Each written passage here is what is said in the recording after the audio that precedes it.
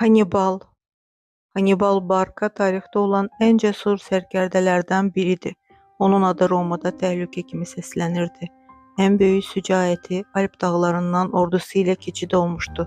Bizim eradan əvvəl 218-ci ildə 50.000 əsgər, 9.000 atlı və 37 döyüş fili ilə o, zirvəsi qarlı dağları keçib heç kimin gözləmədiyi bir səmtdən Romaya hücum etmişdi. 16 il ərzində bir döyüşü belə uduzmamışdı. O kanda Romalılara sarsıdıcı zərbə vurub 50.000 əskərini öldürmüşdü. Lakin Roma vətəni Karfagenə hücum etməsinə görə Hannibal geri dönməyə məcbur oldu. Elə orada uğursuzluğa düçar oldu. Romalıların əlinə əsir düşməmək üçün zəhər içib özünə qəsd etdi. Hannibal sübut etdi ki, cəsarət və strategiya ağla gəlməz fikirləri həyata keçirir.